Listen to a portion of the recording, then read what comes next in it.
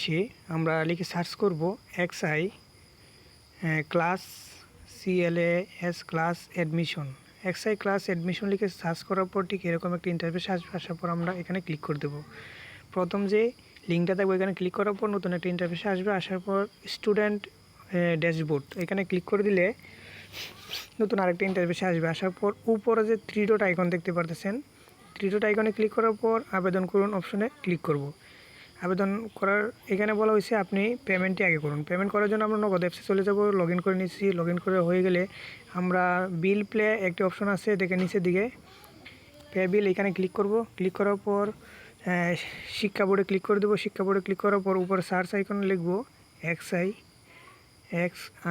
লেখে এটাতে ক্লিক করে দেবো। ক্লিক করার পর আমরা এখানে রোল নাম্বারটি দিয়ে দেবো। আমি যে রোল নাম্বারটি করতেছি আমি রোল নাম্বারটি দিয়ে দিচ্ছি। রোল নাম্বার দিয়ে হয়ে গেলে আপনি যেই সাইন ইন করছেন মোবাইল নাম্বারটি দিয়ে ওই মোবাইল নাম্বারটি এখানে দিয়ে দেবেন। আমি আমার ফোন নাম্বারটি দিয়ে দিচ্ছি।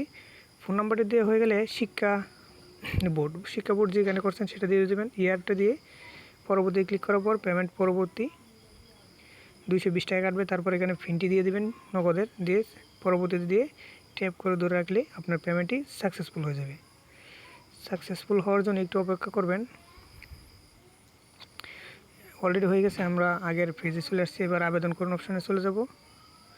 আবেদনে যাওয়ার পর আমরা এখানে ওই যে উপরে খালি বক্সটি রয়েছে ওই কোটাতে ঠিক আছে এটাতে যদি দেন আপনার মুক্তিযোদ্ধা কোটার কিছু ধরেন আপনার সেনাবাহিনীতে আপনার ফ্যামিলিতে কেউ আছে বা আছে বা নৌবাহিনীতে বা মুক্তিযোদ্ধা এরকম থাকলে এটা এখানে আপনার টিক বক্সটা দিয়ে দিবেন।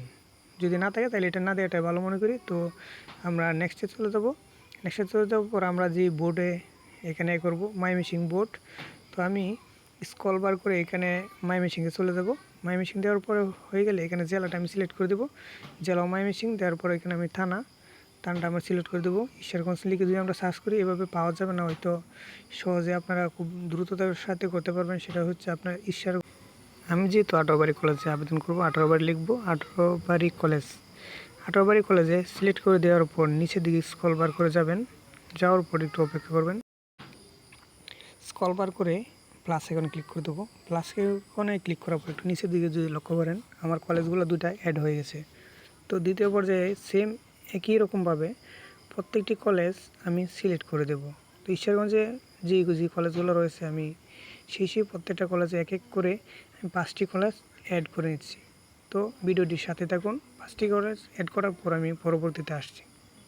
আস্তে আস্তে আমি 5টি কলেজ অ্যাড করে নিচ্ছি। অ্যাড করে নেওয়ার পর 5টি কলেজ 1 2 3 4 5 এখানে একটু ভালোভাবে দেখে নেবেন আপনি যে কলেজগুলোতে আবেদন করেছেন। তুই ক্রস করতে চান ডিলিট করতে চান তাহলে ক্রসে ক্লিক করলেই ডিলিট হয়ে যাবে। তুই উপর নিচে করতে চান তো আইকন দিয়ে আসো উপর নিচেতে ক্লিক করে দিলে হয়ে যাবে। আমি যেহেতু সাবমিট করব সাবমিটে এবার ক্লিক করে দেবো। সাবমিটে ক্লিক করার পর এগিয়ে যান অপশনে ক্লিক করে দেবো। তারপর ঠিক আছে ওইখানে আমি ক্লিক করে দেবো।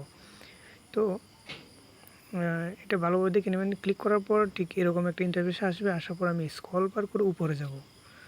তো আমার এখানে 5টি কলেজ দেখাচ্ছে। তো আমি এক এক করে তো আমি যেহেতু এখানে পিডিএফটা ডাউনলোড করব পিডিএফে ক্লিক করে দেবো। উপর ডাউনলোড হয়ে গেছে, এটা ওপেন। এবার ওপেনে আমি ক্লিক করব। ওপেনে ক্লিক করলে এরকম আসবে। আসার পর দেখেন আমি যে কলেজটি সেটা আমি ডাউনলোড করে নেব। তো এই ছিল আজকের ভিডিও। যদি কেউ বুঝতে অসুবিধা হয় তাহলে অবশ্যই কমেন্ট করবেন। আর যদি ভিডিওটি ভালো লাগে থাকে অবশ্যই চ্যানেলটি সাবস্ক্রাইব করতে ভুলবেন না। ধন্যবাদ সবাই, ভালো থাকবেন, সুস্থ থাকবেন, আল্লাহ হাফেজ।